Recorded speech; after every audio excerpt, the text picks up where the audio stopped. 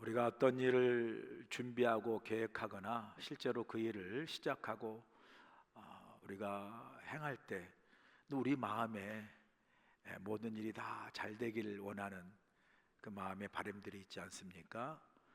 그래서 일을 계획하거나 시작할 때 우리가 늘 큰 문제가 없으면 좋겠다, 일이 잘 풀리면 좋겠다, 이대로 가면 좋겠다, 이런 생각들을 많이 하게 되죠.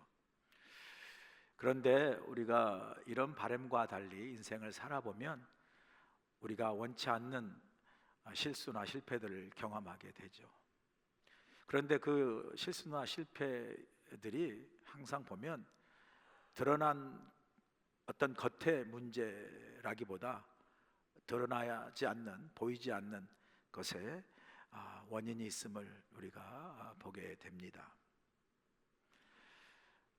이스라엘 백성들이 가나안 땅에 입성을 위해서 반드시 통과해야 할 첫 관문인 여리고성을 정복하지 않았습니까? 난공불락의 요새라 여겨졌던 그 여리고성이 무너진 거예요. 정말 기적 같은 승리 아니겠습니까? 창과 칼, 활 같은 무기를 쓰지 않고 오직 하나님 말씀과 명령에만 순종해서 일궈낸 기적 같은 승리죠. 이런 승리를 맛봤으니까 이제 무서운 게 없지 않겠어요? 모든 일이 그냥 가나안 땅 정복이 바로 눈앞에 있는 것처럼 여겨질 수 있죠. 그런데 오늘 본문에 보니까 전혀 뜻밖의, 전혀 예기치 않는 놀라운 일이 일어난 것을 보게 됩니다. 읽으신 대로 아이성 전투에서 패배합니다. 패배해요. 아이성은 이름 그대로 아이예요. 아이성이에요. 아주 작은 성입니다. 여호수아가 정탐을 보내지 않습니까? 정탐꾼들이 그 성을 정탐한 후에 돌아와서 이렇게 보고하지 않습니까? 장군님, 이 아이성은요, 작고 별 볼 일 없는 성 같아요. 그냥 우리가 다 올라가서 싸울 필요도 없어요. 수고롭게 다 올라가 싸우지 마시고 그냥 3,000명만 보내주세요. 3,000명 군인만 보내주면 우리가 올라가서 이 작은 성 싸워서 이겨서 접수하겠습니다, 이러잖아요. 여호수아가 올라가지도 않은 것 같아요. 그냥 3,000명 보냈으니까 싸워서 이겨 돌아올 줄 알았는데 어떻게 되죠? 그 결과가 대패입니다. 완전히 패배했어요. 여리고에서는 여리고성이 무너졌는데 아이성에서는 이스라엘 백성이 무너졌어요. 같은 백성이고요, 같은 싸움이고, 더 작은 싸움이죠. 같은 하나님이죠. 근데 결과가 이렇게 다를 수 있습니까? 그래서 우리는 묻게 되죠. 왜 무너졌을까? 왜 그날 아이성 전투에서 패배하고 무너졌을까? 묻게 되잖아요. 오늘 종료주일입니다. 예수님께서 예루살렘에서 입성하신 날이에요. 예수님 입성하실 때 그 모여든 군중과 무리들이 겉옷을 깔아, 그죠? 카페트를 만들고 종료주일 가지를 뿌려서 호산나 호산나 다윗의 자손 예수여 외치잖아요. 호산나 호산나는 뭡니까? 우리를 구원하소서, 우리를 구원하소서. 구원자로 예수님을 열렬히 환영합니다. 그런데요, 신기하게도 누가복음 19장에 동일한 기사에 보면 그렇게 예수님 입성을 보고 군중들이 종려가지를 흔들면서 호산나 호산나 다윗의 자손 예수여라고 그 환호하는 그 군중들을 향하여, 그 환호하는 예루살렘 성을 향하여 주님께서요 우셨다라고 말해요. 우셨다. 그 환호하는 군중들과 그 환호하는 예루살렘 성을 향하여 주님은 왜 우셨을까? 주님은요, 그들의 환호가, 호산나 호산나 외쳤던 그들의 환호가 조금 지나면 십자가에 못 박으소서 못 박으소서 악한 함성으로 무너질 것을 미리 아셨어요. 지금은 승리의 개선처럼 호산나 호산나 주님을 맞이하는 그 열렬한 예루살렘 성이 조금 지나면 십자가에 못 박으소서 악한 함성으로 바뀌어 자신 십자가에 달려 죽을 수밖에 없는 무너진 성임을 미리 아셨다는 거죠. 우리 질문은 동일합니다. 왜 군중들은 무너졌을까? 그 왜 호산나가 십자가 못 박으소서라는 함성으로 무너졌을까? 왜 예루살렘 그 열렬한 개선의 성이 십자가에 못 박는 골고다 성의 그 죽음의 성으로 무너졌을까? 묻게 되죠. 오늘 본문에서 아이성에서 이스라엘 백성들이 왜 그날 무너졌을까? 왜 종료주일에 군중들과 예루살렘 성이 무너졌을까? 이 말씀을 우리가 마음속에 새기며 오늘 본문의 말씀을 나누고 싶어요. 왜 그날 아이성 무너졌을까? 아이성에서 첫 번째 이유를 오늘 본문에 주고 있지 않습니까? 한 사람의 죄 때문이었다라고 말합니다. 본문 1절 보시면 이렇게 말씀하죠. 이스라엘 자손들이 온전히 바친 물건으로 말미암아 범죄하였으니 이는 유다 지파 세라의 증손 삽디의 손자 갈미의 아들 아간이 온전히 바친 물건을 가졌습니다. 여호와께서 이스라엘 자손들에게 진노하셨다 그래요.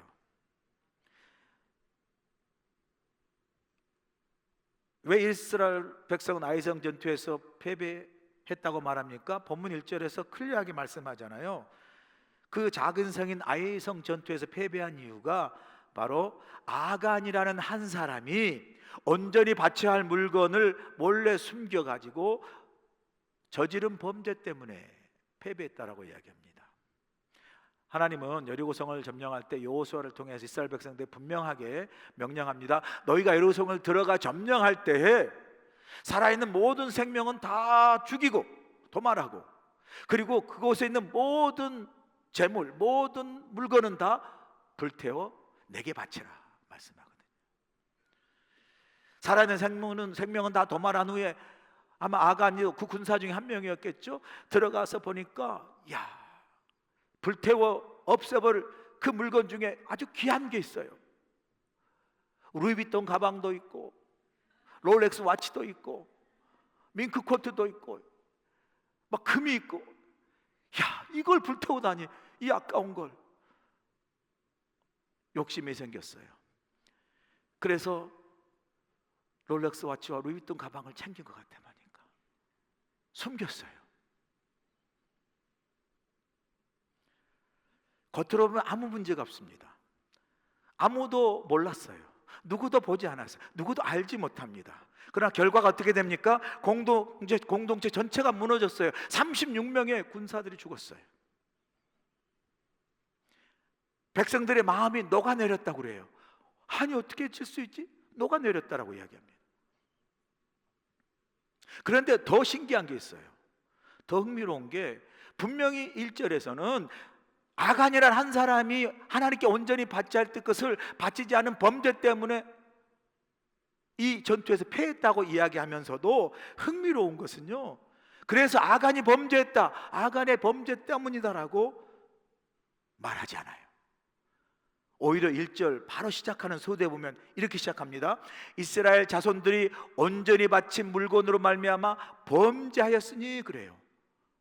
이상하지 않습니까? 아니 아간이 범죄했잖아요.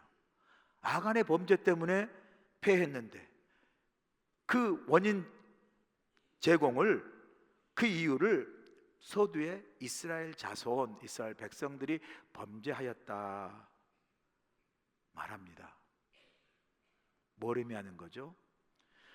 아간이란 한 사람이 범죄했지만 그 아간의 범죄는 그 한 사람의 범죄로 끝나지 아니하고 그가 속한 이스라엘 백성 공동체 전체의 범죄로 그 책임을 묻고 있는 것을 우리가 볼 수 있습니다.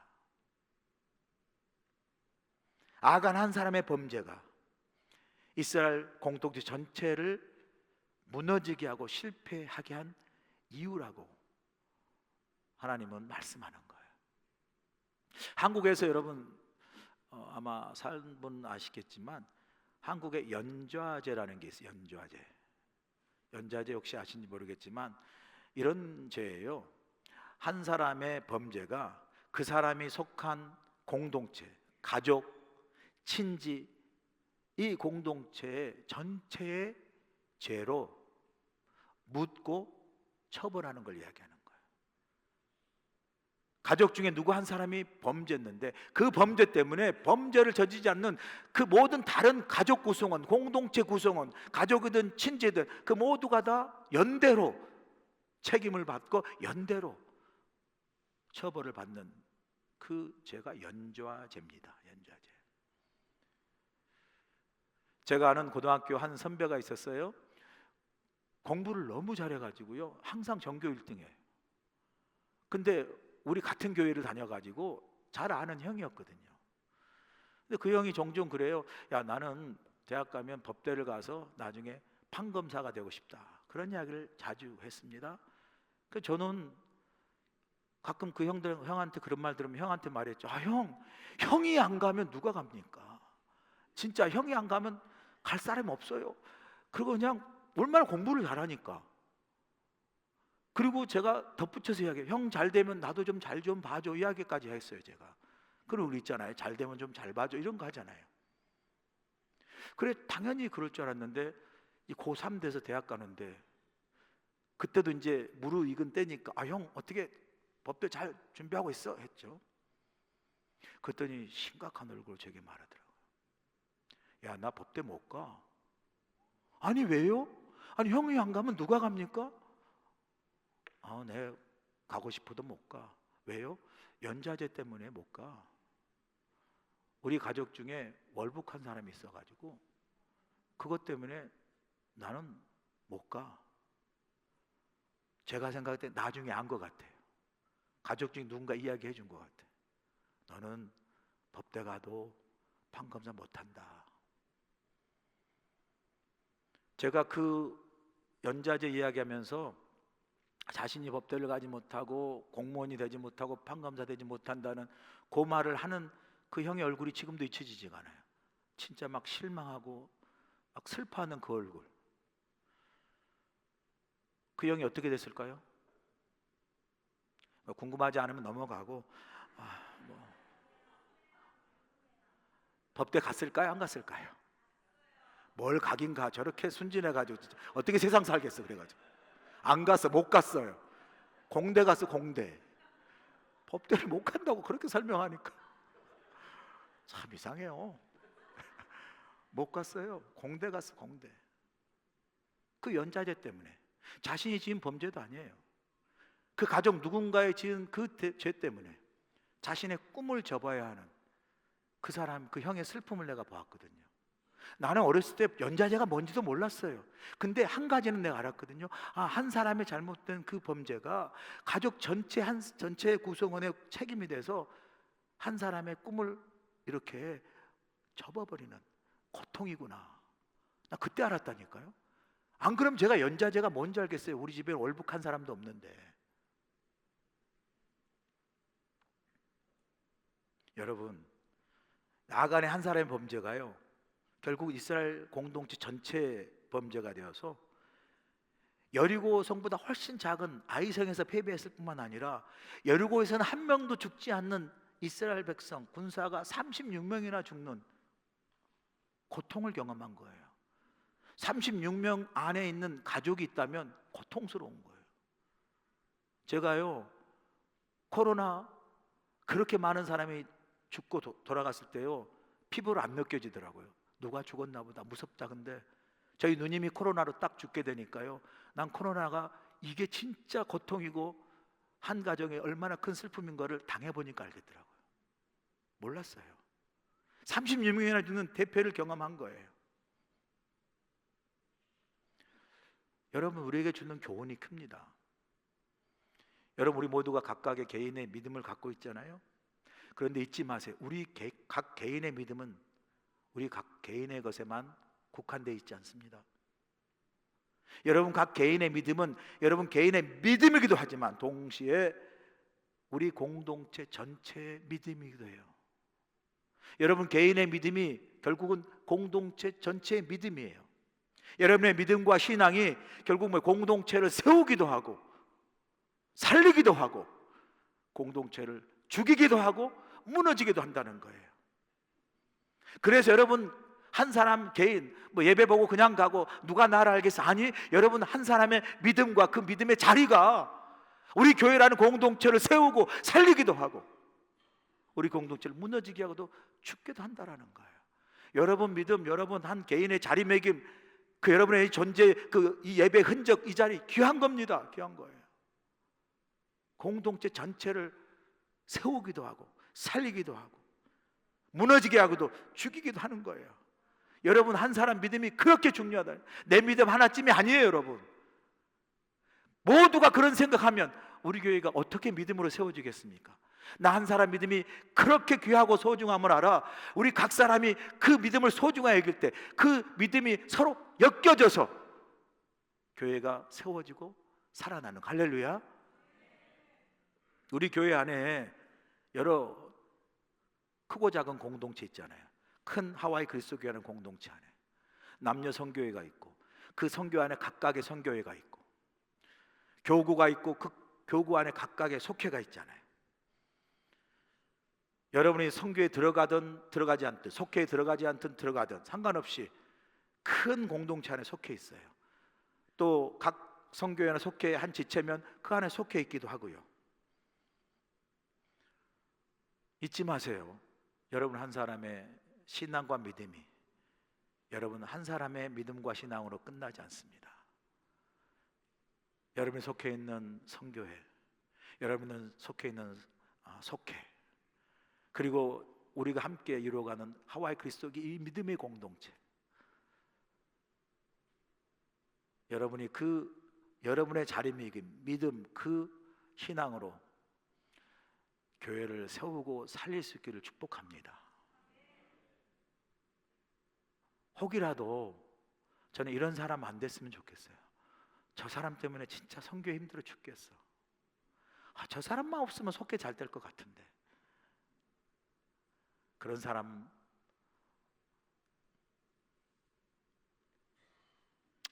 아니라 저 사람 때문에 힘이 나고 저 사람 때문에 속회나 선교회가 살아나고 세워지는 그런 축복의 통로가 됐으면 좋겠습니다. 할렐루야.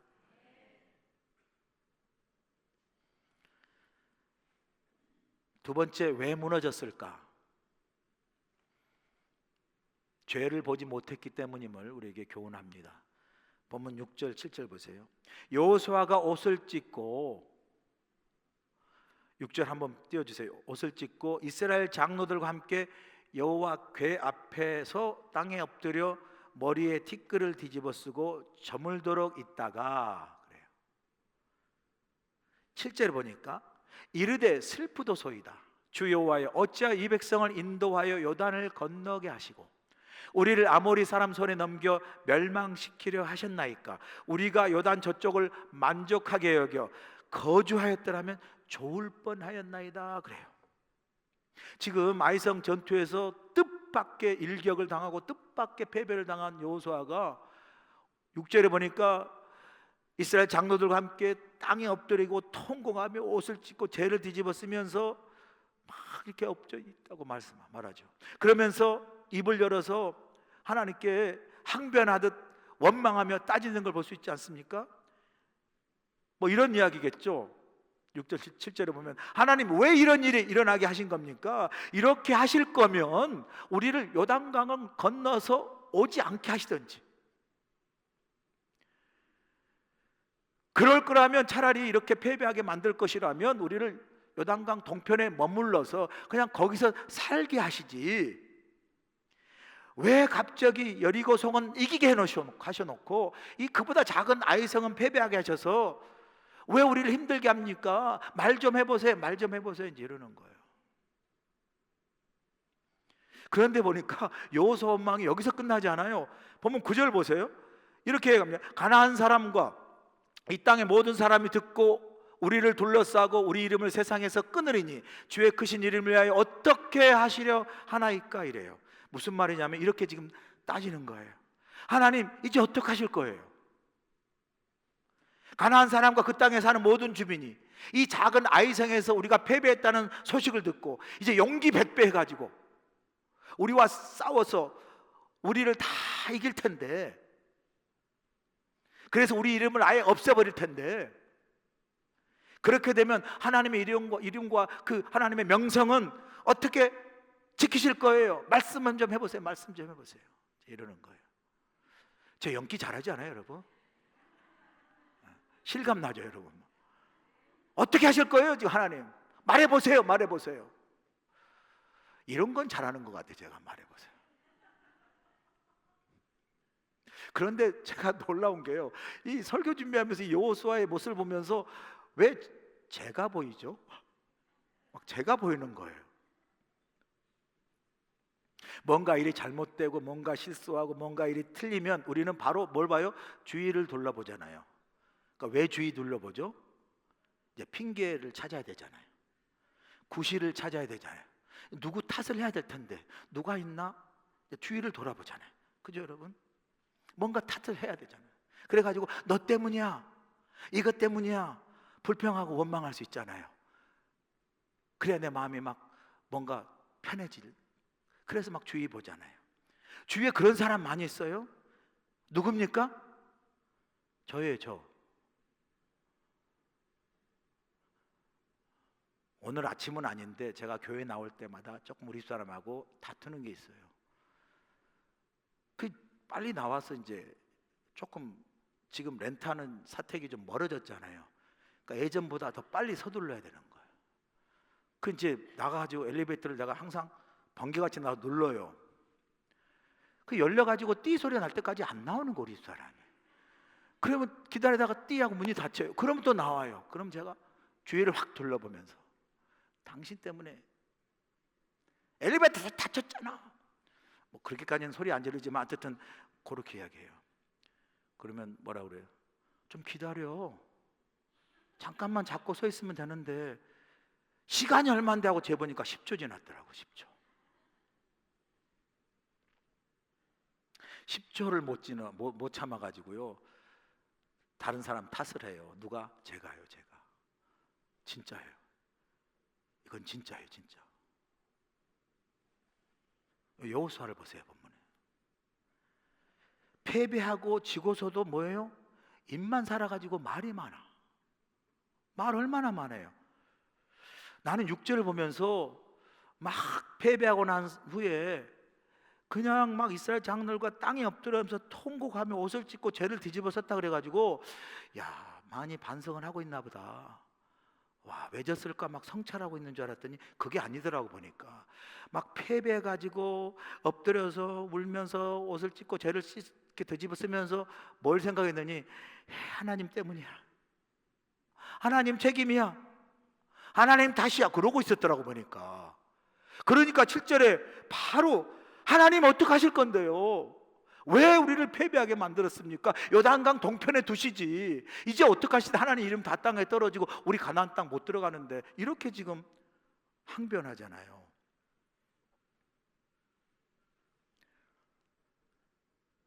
여러분, 이렇게 자신을 못 보면요, 이렇게 자신을 알지 못하면 어떻게 돼요? 항상 다른 사람 탓하고 핑계대고 책임 전가해요. 그래서 뭐예요? 불평하고 원망합니다. 그래서 우리 주위에 뭐 저를 포함해서 어떻게 해요?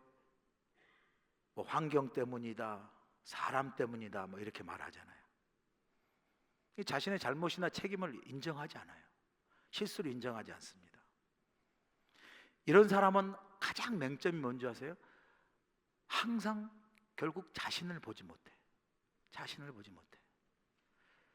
자신을 알지 못해요. 다른 사람은 다 아는데 자신만 몰라. 뭘요? 자기 자신이 누구인지를 모른다고요. 이런 사람에게 절대 변화가 없습니다, 여러분. 발전이나 성장이나 성숙함이 없어요. 항상 그대로예요. 정말 변함없이 일관성 있게 미성숙합니다. 이것도 은사예요. 변하지 않는 은사. 항상 동일하게 그냥 그 미성숙함, 이건 아무나 하는 게 아니에요. 교회 5년 10년 다니고 집사님, 권사님, 장로님들이 변해야 되는데 줄기차게 일관성은 있어요. 별로 쓸모는 없지만. 이런 여호수아에게 이렇게 말씀을 하나님이, 본문 11절 보세요. 이스라엘이 범죄하여 내가 그들에게 명령한 나의 언약을 어겼으며 또한 그들이 온전히 바친 물건을 가져가고 도둑질하며 속이고 그것을 그들의 물건들 가운데 두었느니라 그래요. 하나님께서 구체적으로 왜 그랬는지 이유를 설명하지만 가장 핵심적인 건 무슨 말씀이에요? 이거예요. 심플하게 이스라엘 백성이 범죄하였다, 그렇게 말씀하는 거예요. 그리고 설명하시지만 아간이 숨겼고 뭐 루이비통을 숨겼고 뭐 이런 내용보다 심플한 게 이스라엘이 범죄하였다, 그렇게 심플하게 확실하게 말씀하시면서 하나님이 궁극적으로 원하신 게 뭐예요? 여호수아가 보지 못하는, 이스라엘 백성들이 보지 못하는, 아간이 보지 못하는 자신의 죄를 보게 하시는 거예요. 죄를 보게 하시는 데 목적이 있어요. 죄의 가장 무서운 상태가 뭐죠? 죄가 있어도 죄를 느끼지 못하거나 보지 못하는 것이 가장 무서운 거죠. 우리가 병원에 가잖아요. 그러면 아파가지고 뭐 이렇게 심텀이 있어 가면 의사가 보자마자 약 주고 입원시키고 수술합니까? 아니잖아요. 제일 먼저 뭐 하죠? 피 검사하잖아요. 조금 더 봐야 될 것 같으면 엑스레이 찍고, 조금 더 봐야 될 것 같으면 CT 스캔하고, 조금 더 봐야 될 것 같으면 MRI 찍잖아요. 사실 저는 병원 갈 때 막 이런 거 하면 진짜 번거롭더라고요. 하기 싫어요. 그래도 해야 되잖아요. 이유가 뭐죠? 근본적인 그 증상이나 병의 원인을 찾으려고 하는 거죠. 그래야 온전한 치료를 할 수 있기 때문에 그렇습니다. 항변하는 여호수아를 향해서 속이고 도둑질하고 취하고 이런 말씀을 하시지만 제일 서두에 뭐라면 이스라엘이 범죄하여 그래요. 죄를 보게 하심으로 이스라엘 백성들의 아이성 패배의 근본 원인을 찾게 하시는 거죠. 결국은 그것이 누구 때문이라는 그 탓 속에, 그 불평 속에 절대로 새로운 시작과 새로운 변화를 기대할 수가 없는 거죠. 이스라엘이 범죄하였다라고 여호수아가 이스라엘 백성들의 자신의 죄를 보게 하시고 시선을 밖으로 향한 시선을 안으로 자기 자신을 향하여 보게 하실 때, 그때부터 새로운 변화와 새로운 시작이 가능하기 때문이죠.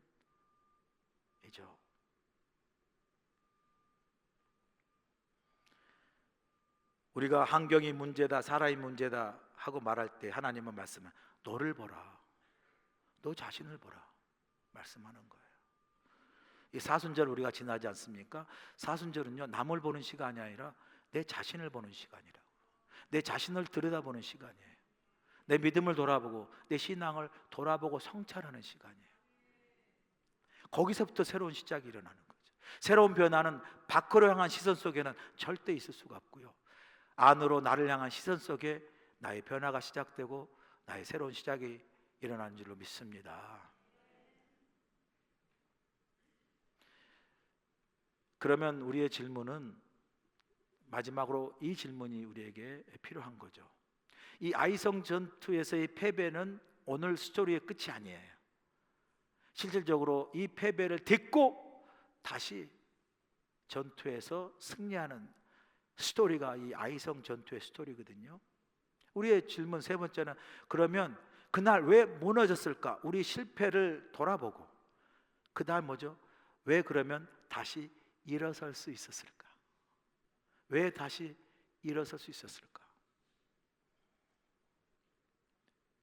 이것까지 우리에게 주시는 게 아이성 전투에서의 전체 하나님의 말씀이에요. 왜 그날 다시 일어설 수 있었을까? 세 번째가 회개했기 때문이라고 말해요. 본문 13절 보세요. 너는 일어나서 백성을 거룩하게 하여 이르기를 너희는 내일을 위하여 스스로 거룩하게 하라. 이스라엘 하나님 여호와의 말씀에 이스라엘아 너희 가운데서 온전히 바친 물건이 있나니 너희가 그 온전히 바친 물건을 너희 가운데서 제하기까지는 내 원수를 내 앞에서 능히 맞서지 못하리라 그래요. 하나님 말씀하지 않습니까? 일어나라. 백성을 거룩하고 성결하게 하라. 죄를 제거하라 말씀하죠. 그리고 7장 8장에 이어서 그 죄를 돌아보고 성찰하고 성결케 하고 죄를 제한 후에 아이성 전투에서 다시 승리하게 합니다. 한 사람의 믿음이 공동체를 무너지겠다면 한 사람의 회개와 공동체 회개가 공동체를 살리는 것을 우리가 볼 수 있습니다. 한국 기독교 역사에 가장 큰 대부흥의 역사가 일어나거든요. 그게 1907년 평양 대부흥회, 이 대부흥의 역사를 통해서 우리 한국 기독교가 확 이렇게 자랐거든요. 지금 한국의 많은 교회들이 그렇게 세워진 그 부흥의 씨앗, 불길이 이 평양 대부흥의 그 불길의 씨앗이에요. 그런데 이 평양 대부흥의 불길은 1907년 평양에 있는 장대현 교회에서부터 시작되거든. 장대현 교회에서 예배를 드리는 중에 그 교회에 속한 길선주 장로님이 예배 중에 일어납니다. 그리고 온 교회 앞에 고백하죠. 나는 하나님 앞에 죄인입니다. 그리고 자신의 죄를 고백해요. 자신의 아주 친한 친구가 병이 들어 임종하기 직전에 길선주 장로를 불러서 돈을 맡기면서 부탁을 합니다. 내 아내는 계산이나 셈법이 약하니 자네가 이 돈을 맡았다가 내가 죽거든 우리 아내에게 좀 전해달라. 뭐 나름 액수가 있는 돈이겠죠. 그리고 친구가 떠난 후에 그 길선주 장로님이 그 돈을 그 민망인에게 전하지 않고 본인이 사용하게 되죠. 그런데 예배 중에 성령의 강한 역사로 자신의 죄를 고백하고 회개합니다. 내가 하나님 앞에 죄인입니다. 내가 내일 당장 친구로 받은 그 돈 전액을 민망인에게 전해드리겠습니다. 그리고 이제 회개하고 하나님 앞에 고백을 하죠. 성령께서 모인 그 교회 공동체 안에 사람들에게 막 임하게 되고요. 사람들이 하나둘씩 일어나면서 자신의 죄를 고백하고 울음이 터지고 회개가 이어져요. 이 장대현 길선주 장로님의 한 회개가 그 장대현 교회의 부흥의 불길이 되었고, 그게 평양 전체 도시의 불길이 되었고, 그리고 한국 전체 기독교 교회의 놀라운 부흥 역사를 일으킨 불씨가 되었어요. 이게 실제적으로 우리 한국 기독교 역사에 기록된 살아있는 스토리입니다. 우리가 부흥을 꿈꾸잖아요. 부흥은 뭐 다단한 설교, 뭐 큰 대형 교회, 뭐 큰 많은 뭐 성도들이 모여서 부흥이 아니더라고요. 뭐 프로그램이 있고 뭐 모든 게 다 커서 그런 게 부흥이 아니라 우리 각자 한 사람 한 사람의 진실한 회개가, 하나님 앞에 믿음으로 우리 각자 한 사람 한 사람이 온전히 회개함으로 바로 설 때 그곳에 하나님의 성령이 임하고 그 성결된 우리 각자의 마음과 공동체 안에서 하나님의 놀라운 부흥의 역사가 일어난 줄로 믿습니다. 그래서 하나님은 완벽한 사람 찾는 게 아니신 것 같아요. 완벽한 사람을 찾는 게 아니라 부족하지만 회개하고 돌아오는 사람을 하나님이 찾으시고 사용하시는 줄로 믿습니다. 여러분, 오늘 종료주일입니다. 호산나 호산나 다윗의 자손이여 우리를 구원하소서 외쳤던 그 군중들이 조금 후에 십자가에 못 박으소서 못 박으소서라고 악한 함성으로 바뀐 그 군중들 속에 우리 각자가 있었다는 사실, 아니 있는 사실을 잊지 않기를 원합니다. 그 군중 속에 한 사람이 바로 저입니다. 바로 나입니다. 하나님, 나의 무너짐과 나의 마음을 붙들어 주셔서 이 사순절에 내 부족한 허물을 돌아보게 하시고 내 믿음과 내 신앙을 새롭게 하여 주시옵소서. 라는 회개의 고백이 우리 각자의 심령 속에 일어날 때 우리 교회가 새로워지고 하나님의 놀라운 부흥의 역사가 일어날 줄로 믿습니다. 해외 최초의 한인 교회로 하나님의 사명을 감당하고 있는 우리 교회는 지금까지 이곳에서 자리를 잘 지키고 있습니다. 우리 교회는 하나님의 크신 은혜와 인도하심 가운데 성도들의 끊임없는 기도와 헌신으로 우리에게 맡겨진 사명들을 충성스럽게 감당하고 있으며 모든 감사와 찬양을 올려드리고 있습니다. 성도들의 영적 성장과 양육을 위해 알로하 트레스디에스, 속회 모임, 새가족 클래스, 커피 브레이크, 그리고 제자 훈련 등 다양한 프로그램들을 통해 하나님의 말씀을 더욱 깊이 묵상하고 하나님께 더욱 가까이 나아가도록 열심을 다하고 있습니다.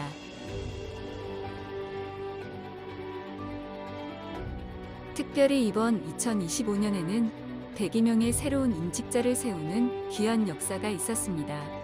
이는 마치 122년 전 하나님께서 하와이 땅에 첫 100여 명의 이민자를 심으시어 우리 교회의 역사를 시작하게 하셨던 그 축복과 섭리를 다시 한번 우리에게 보여주시는 듯한 감격스러운 순간이었습니다. 은혜로운 예배를 위해 온 성도들이 한마음, 한뜻으로 예배를 드리고 있으며 특별히 1부, 2부, 3부 찬양대와 후 열린 예배를 위해 찬양팀이 온 마음과 정성을 다해 하나님을 찬양하고 있습니다. 믿지 않는 어린아이와 부모들을 위한 페페아이나 그리고 아이들의 신앙 성장을 돕는 어와나 주일학교와 중고등부, 한어대학 청년부가 함께 예배하는 차세대 프로그램이 활발하게 운영되고 있으며 다양한 프로그램으로 한 영혼이라도 하나님께 더 인도하기 위해 노력하고 있습니다. 경제는 어렵고 힘들지만 온 땅에 복음을 전하기 위한 해외 선교의 열정으로 아프리카 케냐 마사이족 선교대회와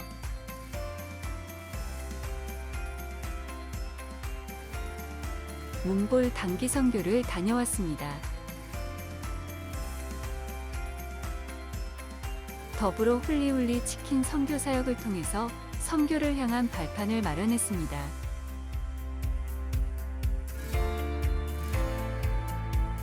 다가올 10년으로 미래의 100년을 준비한다는 캐치프레이즈로 부흥 2030 비전을 선포하고 미래를 준비하는 마음으로 온 성도가 복음으로 변화되어 하와이 땅과 열방에 복음을 전하기 위해 선교적 교회로서의 사명을 다할 것입니다.